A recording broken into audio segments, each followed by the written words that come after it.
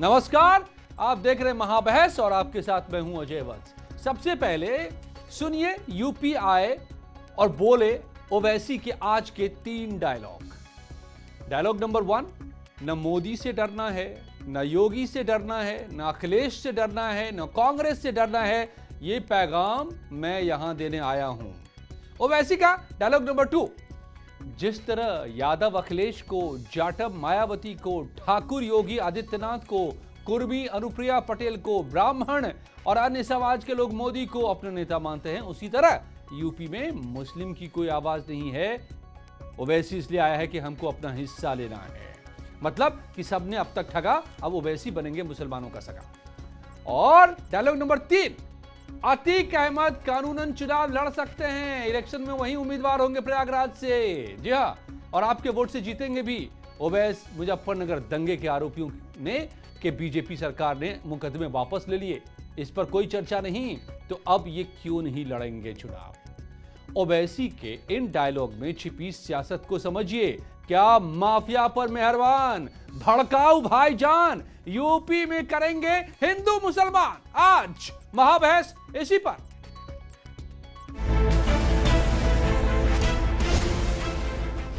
मुस्लिमों का नाम, माफिया का क्या काम? और खुद बीजेपी के मौजूदा जो उत्तर प्रदेश में विधायक हैं 37% पर केसेस हैं। मुजफ्फरनगर के कांड के बाद 77 केसेस विड्रॉ कर लिए, जिसमें बीजेपी के विधायक और नेताओं से विड्रॉ कर लिए। जिस तरह यादवों ने मिलकर अखिलेश को अपना नेता माना, जिस तरह हमारे दलित भाइयों ने, खास तौर से हमारे जाटव भाई और बहनों ने मायावती को अपना नेता माना, जिस तरह उत्तर प्रदेश में ठाकुर योगी आदित्यनाथ को अपना नेता मानते हैं, उत्तर प्रदेश में मुस्लिम अक़लियत की कोई आवाज नहीं, मुस्लिम अक़लियत के वोटों की कोई अहमियत नहीं है।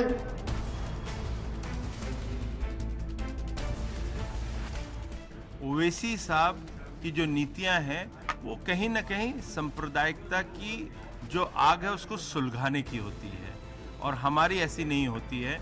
हम सबकी मदद करते हैं, न टोपी देखते हैं न तिलक देखते हैं, और ओवैसी जी टोपी और तिलक के बीच में दरार डालना चाहते हैं। कानून का प्रहार तो आई मजहब की याद।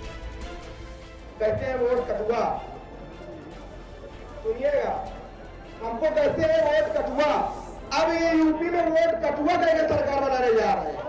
असदुद्दीन ओवैसी पहले ही कुख्यात हैं अपनी बदजुबानी के लिए। वो जानबूझ करके नफरत भरी जहरीली जुबान बोलने का काम करते हैं, और अब उत्तर प्रदेश के चुनाव को देखते हुए वो जगह जगह घूम घूम करके मुसलमानों को एकजुट करते हुए भारतीय जनता पार्टी के खिलाफ डराने का प्रयास कर रहे हैं। लेकिन अब उत्तर प्रदेश में अपराधी माफिया केवल डरने की जरूरत है। भड़काएंगे ओवैसी, लड़ेंगे हिंदू मुसलमान, भड़काऊ भाईजान। महाबहस आज इसी पर। पहली बार मंच पर दिखे अतीक अहमद का बेटा, और राजनीति के पैंतरे आपने देखे कटवा और वोट कटवा का बयान नोट करते चलिए। लेकिन आज अतीक अहमद की पत्नी मैदान में आई, सामने आई, शाइस्ता परवीन। मंच से उन्होंने अतीक अहमद की चिट्ठी पढ़ी और उस चिट्ठी में उन्होंने बताया कि मेरे 2 भाई जेल में हैं, अतीक अहमद ने कहा है। आइए पूछता हूं मैं, क्यों जेल में हैं? आनंद दुबे है मेरे साथ, बीजेपी के प्रवक्ता शादाब चौहान है, प्रवक्ता पीस पार्टी के अनिल दुबे हैं, प्रवक्ता आरएलडी के अभिषेक सोम, राजनीतिक विश्लेषक है मेरे साथ, और वारिस पठान एआईएमआईएम के नेता है मेरे साथ। वारिस पठान, आपसे सबसे पहले पठान साहब मेरा सवाल है, आज मंच से कह रहे थे, अतीक अहमद की पत्नी कह रही थी कि अतीक अहमद ने चिट्ठी में लिखकर भेजा है कि मेरे 2 भाई, मैं और मेरा भाई दोनों जेल में हैं। और ये कहते हुए शाइस्ता परवीन रो पड़ी, उनकी सारी संपत्तियों को बुलडोज कर दिया जा चुका है। वारिस पठान, आप दोनों भाई भी यूपी में बड़ा घूम रहे हैं, इन दिनों राजनीति कर रहे हैं, जरा संभाल के। पार्टी को चुनाव लड़ने की इजाजत दी है, उसी तरह मजलिस इत्तेहादुल मुस्लिमीन को भी इजाजत है कि हम जाए चुनाव लड़े, संविधान के दायरे में रहकर अपनी बात करें, और वही हमारी पार्टी कर रही है। हमारी पार्टी के सदर है बैरिस्टर असदुद्दीन ओवैसी साहब, देखिए आज अटाला प्रयागराज में थे, आपने खुद ने देखा कि किस तरह से भीड़ का एक जमावड़ा जमा हो गया था सिर्फ उनकी बातों को सुनने के लिए।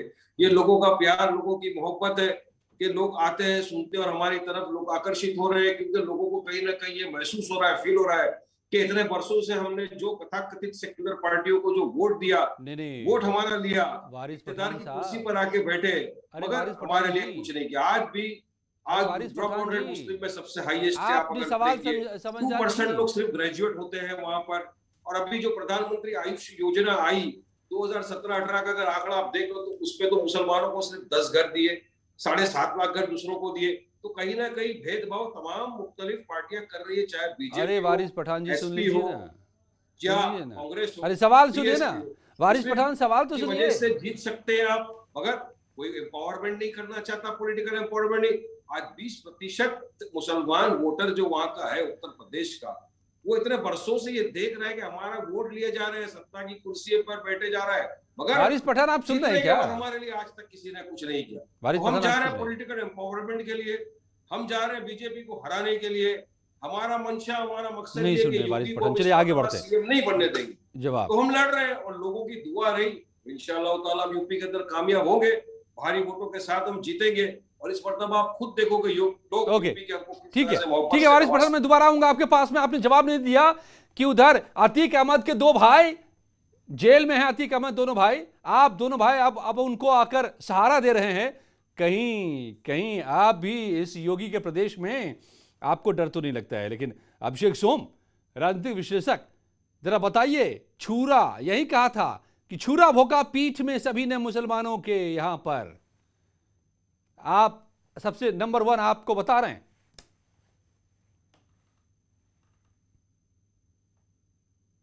अभिषेक जी, शादाब चौहान, जितने लोगों ने यहां पर मुसलमानों के नाम पर राजनीति की, सबने छुरा भोका। यह भी कहा था कुछ समय पहले ओवैसी ने। आप तो तालिबान तक की तारीफ करते हैं और यहां मुसलमानों के साथ धोखा, यूपी के मुसलमानों के साथ। शादाब चौहान, निश्चित हिंदुस्तान के अंदर आजादी से लेकर आज तक मुसलमानों को बलि का बकरा बनाकर राजनीति की गई है। और आपने वारिस भाई को कहा, से एक है। अरे सुन लीजिए, अभी आपने वारिस भाई को कहा कि ये योगी का प्रदेश है, तो मैं आपको बता रहा हूं कि वारिस पठान साहब का भाई शादाब चौहान यहाँ है और हम लोग संविधान के रक्षक हैं। आखिरी सांस तक ऐसी सरकार से मुकाबला करेंगे जो मुसलमानों को सेकंड क्लास सिटीजन बनाना चाहती है, जो मुसलमानों को मौलाना कलीम सिद्दीकी साहब जैसे लोगों को पकड़कर मुसलमानों को बदनाम करके अपनी कोरोना पे नाकामी, युवाओं की नाराजगी, महिला सुरक्षा पे नाकामी और किसानों की नाराजगी के मुद्दे को छिपाना चाहती है। ये आपको बता दें, आज बताइए जैसे ही कानून काम करता है तो ये तालिबान समर्थकों को वो मुसलमान नजर आने लगते हैं। भाई आप बताइए, हिंदू मुसलमान नजर आने लगते हैं आपको?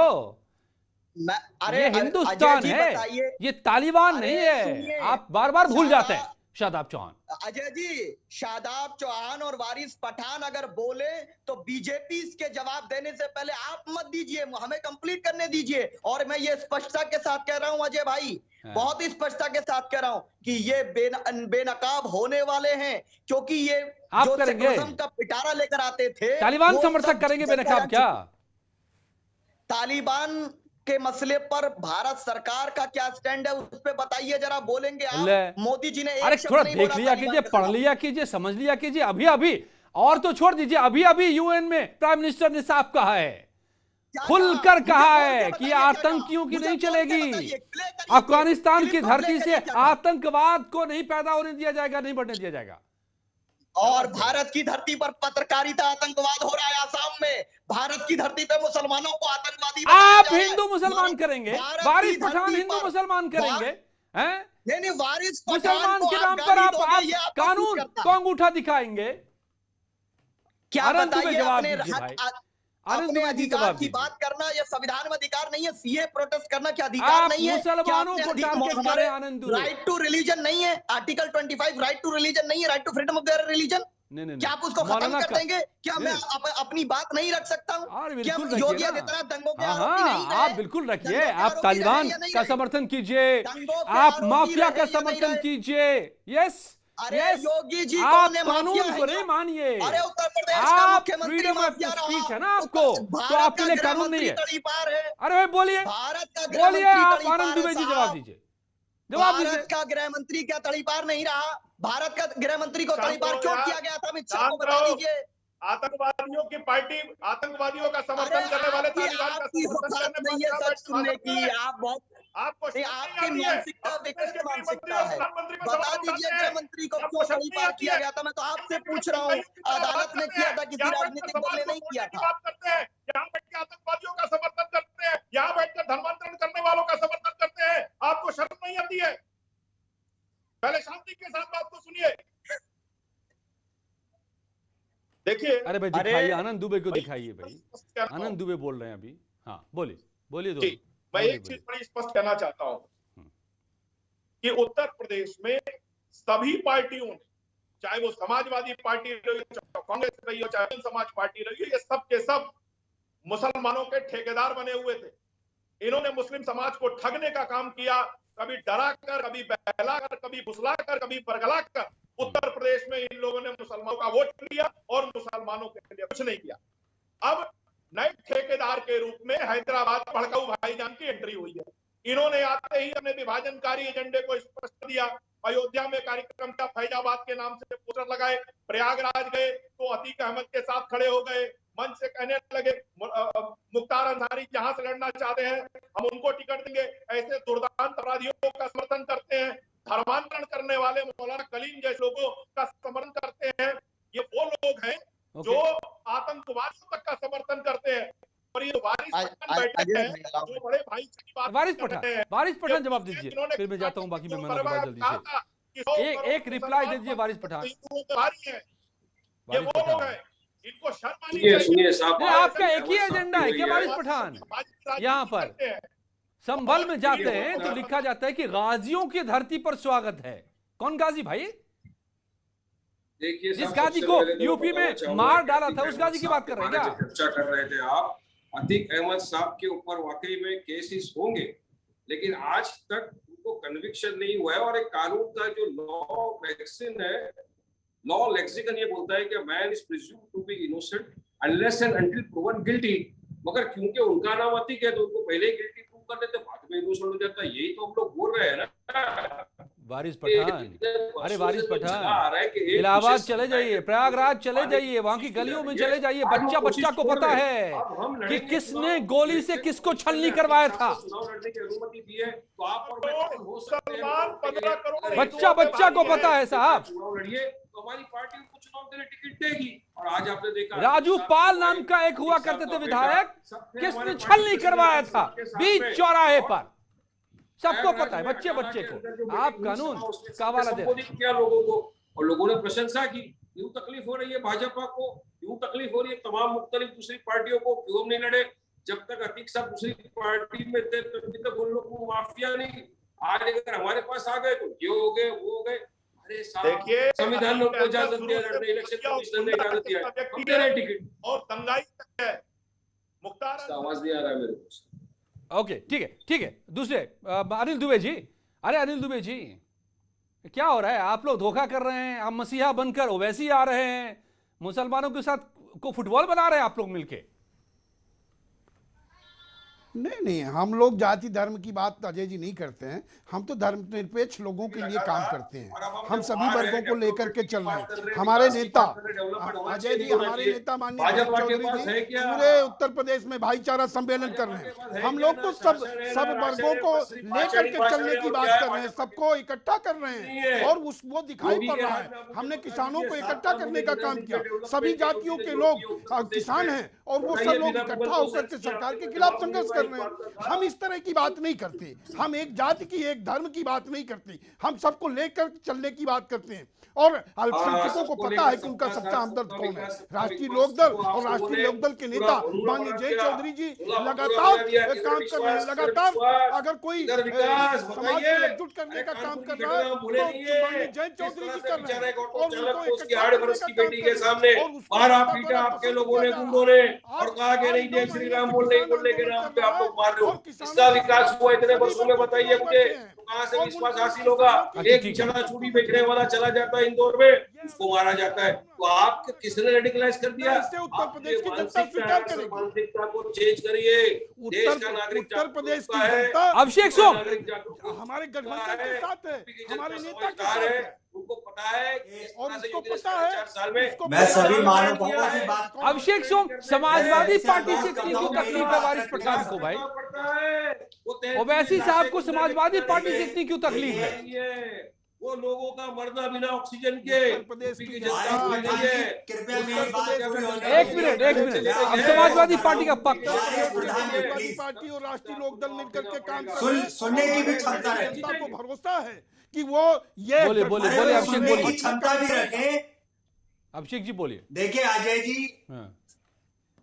अजय जी, ये चाहे भाजपा हो चाहे ओवैसी हो, दोनों पार्टियों की कट्टरपंथी सोच है। धर्म के नाम पर ये लोग राजनीति करते हैं। कोई हिंदू नेशनलिज्म को मानता है, कोई मुस्लिम नेशनलिज्म को मानते हैं। हम लोग तो इंडियन नेशनलिज्म को मानते हैं। आप तो कह रहे हैं कि मुसलमानों का वोट ठक के ले लिया आपने, उनके लिए कुछ किया ही नहीं।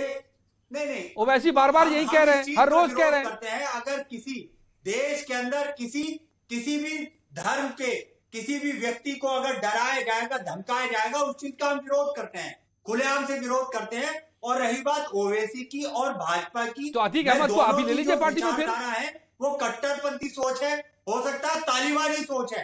मैं तो इन दोनों पार्टियों की सोच है वो तालिबान से मिलती हुई सोच है साहब। और इनकी जो सोच है उसका ये नतीजा है कि आज देश के अंदर इन दोनों हिंदू और मुसलमान के बीच इतनी जो बड़ी खाई आ चुकी है, वो इन दोनों की वजह से है। किन दोनों की? इस तरह के नेताओं को बीजेपी और मैं कहूंगा, बिल्कुल कहूंगा ओवैसी तालिबानी है आप कह रहे हैं? भारतीय जनता पार्टी है भारत, बिल्कुल मैं तो कहूंगा वारिस पठान, बिल्कुल तालिबानी सोच है। और उनकी वजह से ये देश टूट रहा है। वो मुसलमानों को बरकरार रहे हैं। कौन तोड़ लेगा देश को? किसकी ताकत इतनी हो गई? अब हिंदुस्तान को तोड़ने का सपना लिए बहुत सारे लोग अब चले गए। यस, शादाब चौहान बोल रहे हैं। वारिस पठान, यस प्लीज रिप्लाई। मैं पहले इस पे जवाब, आप तो सबसे बड़े तालिबान समर्थक हैं देश में। यस, हाँ मैं जवाब दे रहा हूं। अजय भाई, जिस प्रकार की भाषा एक चुने हुए सांसद के लिए इस्तेमाल की जा रही है, मैं पीस पार्टी का प्रवक्ता हूं, लेकिन देश के सांसद को तालिबानी कहा जाता है। इनकी हिम्मत नहीं है साध्वी प्रज्ञा को आतंकवादी कहने की। ये समाजवादी पार्टी का चेहरा बेनकाब हो रहा है। इनको पीस पार्टी से ये कहेंगे कि हम छोटी पार्टी से गठबंधन करना चाहते हैं, लेकिन पीस पार्टी से गठबंधन नहीं करेंगे। ये अहंकार में डूब चुके हैं अखिलेश यादव जी, और ये समझते हैं कि मुसलमानों का वोट इनके बाप की जागीर है। बोलिए अभिषेक सोम। नहीं, हम देखिए वास्तविकता ये है, न्याय की बात कर रहे हैं, सामाजिक जिम्मेदारी की बात कर रहे हैं, और उसके लिए हम बात करेंगे। और समाजवादी पार्टी सभी धर्मों का जोड़ने की बात करती है। हम लोग विकास के नाम पर राजनीति करते हैं, ये लोग धर्म के नाम पर राजनीति करते हैं। ओवैसी को उत्तर प्रदेश की जनता घुसने नहीं देगी, उनको उल्टे पैर हैदराबाद। वारिस पठान, ओवैसी को यूपी की जनता घुसने नहीं देगी। आप लोग तालिबानी हैं, बोले। सबसे पहले अगर आप सबका फेडर कम करेंगे तो मैं अपनी बात रखूंगा, नहीं तो मैं इस तरह से डिबेट नहीं करता साहब। बात नंबर 1, ये जो सोम ने कहा असद साहब के बारे में तालिबानी, सबसे पहला इसको बोलिए माफी मांगिए पूरी देश की जनता के सामने। एक सांसद है तो संविधान की शपथ लेके संसद में जाता है, उसको ये ऐसा आके इसकी कोई औकात नहीं है टीवी चैनल पे बैठ के बोलने की, ये उनको तालिबानी बोलता है। उठा के फेंको इसको टीवी चैनल के बाहर। पहला कौन है ये सोम? सबसे पहले इसको माफी मंगाओ। क्या है इसकी औकात जो असद के बारे में तालिबानी बोले? अरे हम देश के पक्के सच्चे नागरिक हैं, एक संविधान की शपथ लेकर सांसद बने, ये राजनीति करते हैं। आपको शर्म आनी चाहिए क्या? अगर आपका कोई एजेंडा था उत्तर प्रदेश में राजनीति करने का तो आपको कहना चाहिए था मैं विकास करूंगा। आप हिंदू पहले देश के सामने माफी मांगे की बात करते हैं, तो ये आप देश की जनता के सामने माफी मांगेंगे। ये आपका असली असली चेहरा है, ये असली चेहरा है और उत्तर प्रदेश की जनता पहचान चुकी है। आपको अगर उत्तर प्रदेश में काम करना था तो विकास के एजेंडे से आप आते, पर आपको शर्म आनी चाहिए। आप धर्म के नाम पर आप और भारतीय जनता पार्टी में कोई अंतर नहीं है। मैं बिल्कुल कह रहा हूँ, और भारतीय जनता पार्टी में कोई अंतर नहीं है। आप भी कट्टरपंथी सोच रखते हैं और भारतीय जनता पार्टी भी कट्टरपंथी सोच रखती है। आप दोनों की विचारधारा बिल्कुल एक विचारधारा है। आपको विकास के नाम पर राजनीति करनी चाहिए थी, उत्तर प्रदेश में आना चाहिए था, तो विकास के मुद्दे पर आना चाहिए था। पर आप हिंदू मुसलमान की बात करते हैं, आप लोगों को तोड़ने की बात करते हैं, आप दंगे के ऊपर बात करते हैं, आप मौतों पर राजनीति करने वाले लोग हैं। जनता आपको उत्तर प्रदेश में घुसने नहीं देगी। आपको उल्टे पांव हैदराबाद जाना पड़ेगा। ओके, राजनीतिक विश्लेषक है या साला आरएसएस का दल्ला है ये?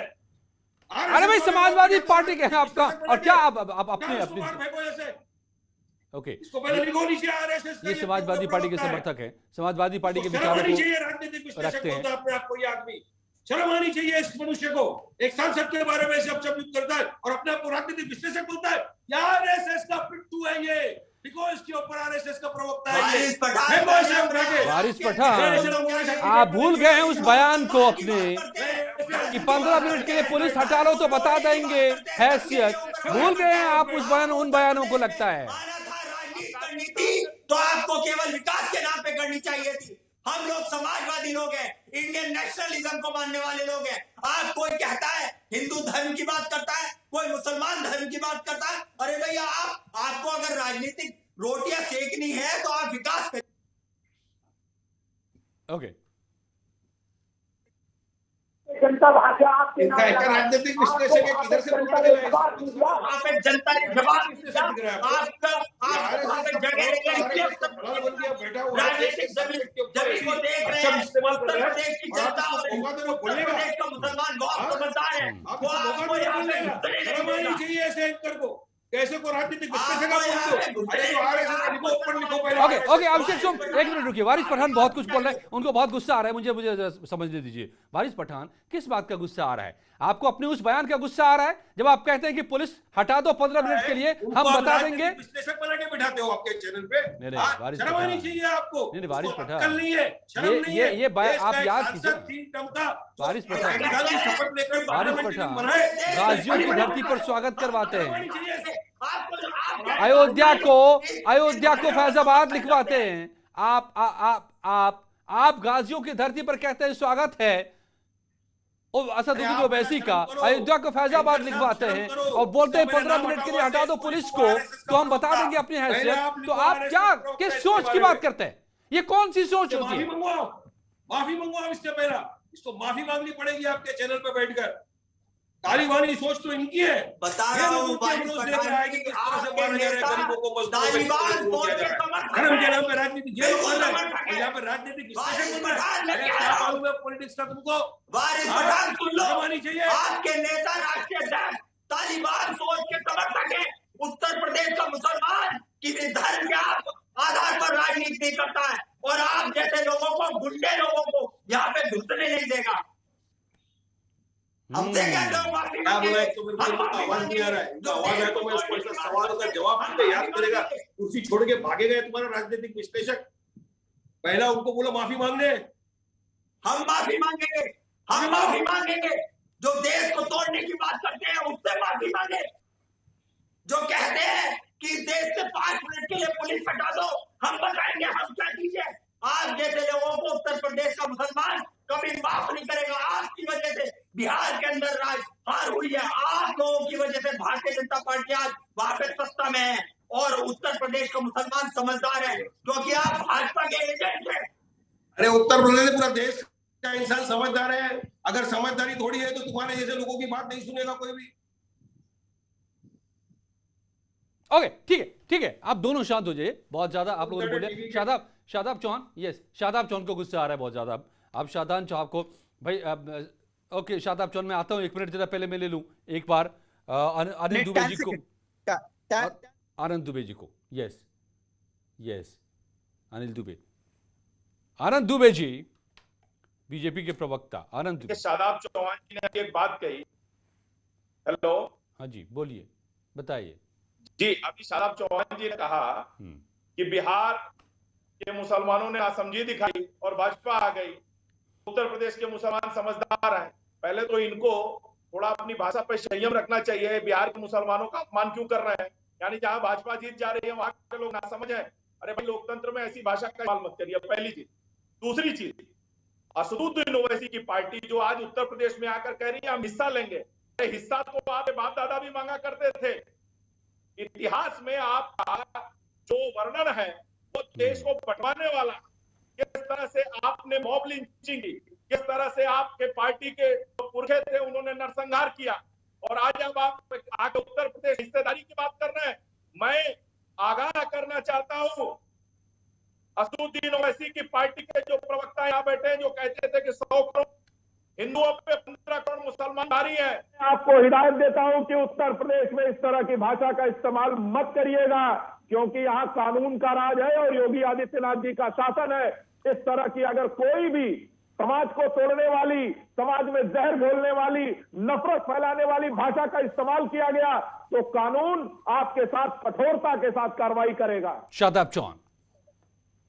अभी अजय भाई, अभिषेक जी सोम ने ओवैसी साहब को बता दिया वो बाहरी हैं, वारिस पठान बाहरी हैं। अरे भैया, अपने अखिलेश भैया को बताइए, तो पीस पार्टी के अध्यक्ष तो यूपी के रहने वाले हैं, मैं तो यूपी का रहने वाला हूं। आप छोटे दलों से गठबंधन की बात कर, हम तो कह रहे हैं कि आप बात करिए, सामाजिक न्याय की बात करिए, लेकिन आप नहीं करते हैं। और याद रखिए कि वारिस पठान का भी इस देश में हक है। आर्टिकल 19(1)(d) उनको भी अनुमति देगा। मेरे उनसे संबंध हक किस बात का है? करूंगा तो अभिषेक भड़काने का, हिंदू मुसलमान करने का, गाजी की धरती बताने का यूपी को, 5 मिनट में औकात दिखाने का, किस चीज का हक है? नहीं, अगर बयानों पे जाएंगे तो किसी ने कहा जो नहीं राम का वो हराम का। दिल्ली की संसद के बाहर नारे लगे श्री राम के नाम पर। क्या क्या हुआ? अगर नारों पे जाएंगे तो बात बहुत दूर तक जाएगी साहब। मुझे तो मारा गया ट्रेनों में 9 साल के 11 साल के बच्चों को। आप उधर जाके मॉब लिंचिंग देख लीजिए। और सीए प्रोटेस्ट में 22 लोगों को मार दिया और उसके बाद 5 लोगों की 27 लोगों की डेथ हुई थी। सीए प्रोटेस्टर की जो संवैधानिक रूप से प्रोटेस्ट कर रहे थे, सबको हेड इंजरी हुई थी, लेकिन उस पर बात नहीं करेंगे। एक तरफा बात मत कीजिए। योगी जी पर जो मुकदमे उन्होंने वापस किए, कश्मीर में हजारों की संख्या में कत्लेआम किया गया, मां बहन बेटियों के साथ बलात्कार किया गया। भारत के इतिहास में इससे बड़ी मॉब लिंचिंग की घटना नहीं हुई है। उस समय आपने संकल्प है पार्टी न्याय के लिए मानवता को सर्वोपरि रखकर कार्य करती है। कौन सा न्याय? तालिबान वाला? तालिबान की बात करेंगे तो फिर बात इजराइल तक जाएगी जब भग करे। अरे आपने तालिबान की बात की थी ना, मैं तो पूछ रहा हूँ। सबसे पहले ताली बजाने वाले, तालिबान के लिए ताली बजाने वालों में आप थे, ओवैसी साहब थे, बर्क साहब थे, जिनको आज दर्द होता है कि धर्मांतरण करने वालों को क्यों कार्रवाई हो गई। माफिया के साथ खड़े हो रहे हैं, माफिया को उम्मीदवार बना रहे हैं। भाई ये देखिए ना क्या सिमिलैरिटी है।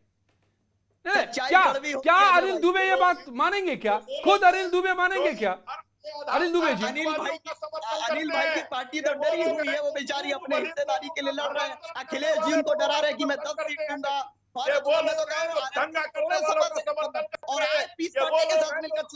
अनिल दुबे को लाइए, बाकी को लाइए, जो बोल रहे हैं मुझे क्यों दिखाए जा रहे हैं भाई? आप सुन तो लीजिए, मैंने बोलने वालों को लाइए सामने। अनिल दुबे जी, देखिए भारतीय जनता पार्टी चाहती, जी अजय जी, भारतीय जनता पार्टी चाहती है कि उत्तर प्रदेश के चुनाव तालिबान, अब्बाजान, मंदिर और मस्जिद पर लड़े जाएं। नहीं, ये बातें तो वारिस पठान बोल रहे हैं, चाहते हैं, असदुद्दीन ओवैसी बोल रहे हैं, शादाब चौधरी जी चाहते हैं कि उत्तर प्रदेश का चुनाव तालीम पर हो, स्वास्थ्य पर हो, रोजगार पर हो, किसान के सवाल पर हो। अगर इन सवालों को इन पर बहस की जाए, इन पर अगर चर्चा की जाए तो हम जो है देश का भला कर सकते हैं, हम उत्तर प्रदेश का भला कर सकते हैं। भारतीय जनता पार्टी की मदद करने के लिए तालिबान की बात करो, अब्बा जान की बात करो, मंदिर की बात करो, मस्जिद की बात करो। हम राष्ट्रीय लोकदल और राष्ट्रीय लोकदल के नेता माननीय जयंत चौधरी इन मुद्दों पर बात नहीं करते। हम ये चाहते हैं कि उत्तर प्रदेश में बुनियादी सवालों की बात हो, बुनियादी सवालों को उठाया जाए, बुनियादी सवालों किसान की, नौजवान की, विकास की बात हो, लेकिन उस पर बेरोजगारी पर बात हो और उसी पर हम चर्चा चाहते हैं। हम लेकिन अनिल दुबे जी, ये असदुद्दीन ओवैसी को आप लगता है सुन नहीं रहे हैं, या मैंने जो बताया आपने सुना नहीं जी?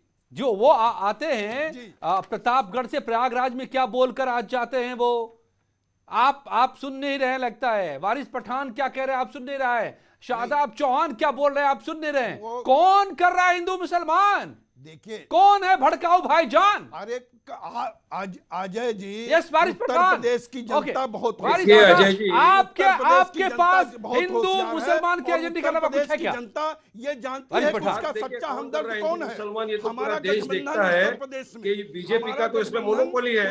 बीजेपी ने राम के नाम पे वोट किया, राम के नाम पे सत्ता में आया, राम के नाम पे और आज भी जय श्री राम के नाम पे ये लोग काम कर रहे हैं। हमारा गठबंधन है सिर्फ और सिर्फ इनको धर्म की राजनीति करना है। अब मोदी जी मैं सबसे बड़ा हिंदू, अब मोदी जी और योगी जी में फाइट चल रही है कि बैनर पे किसका कौन से बड़े हिंदू का फोटो लगेगा। तो धर्म के नाम की राजनीति तो बीजेपी करती है, बाकी आप दूसरों पे इल्जाम क्यों लगाते हैं? तो हम तो विकास की बात कर रहे हैं, हम पॉलिटिकल एम्पावरमेंट की बात कर रहे हैं, हम हमारे अधिकार की लड़ाई लड़ रहे हैं। हमको हिस्सेदारी चाहिए यूपी की पॉलिटिक्स में, तो क्या हम गलत काम कर रहे हैं? और ये लोग जो कथाकथित लोग सेक्युलर पार्टी के यहाँ पे बैठे हुए हैं, उत्तर प्रदेश की जनता के पास विकल्प है। उत्तर प्रदेश में माननीय जयंत चौधरी जी का समाजवादी पार्टी का गठबंधन है और उस गठबंधन पर उत्तर प्रदेश की जनता भरोसा कर रही है। उत्तर प्रदेश की जनता, किसान और नौजवान हमारे गठबंधन के साथ है और उसको पता है कि जयंत चौधरी के नेतृत्व में भाईचारा सम्मेलन हो रहा है और भाईचारा सम्मेलन किसके साथ है ये तो जनता तय कर देगी, लेकिन किसका एजेंडा क्या है वो हम बताते रहेंगे यहाँ पर, और वो बहुत ही साफ होता जा रहा है। कौन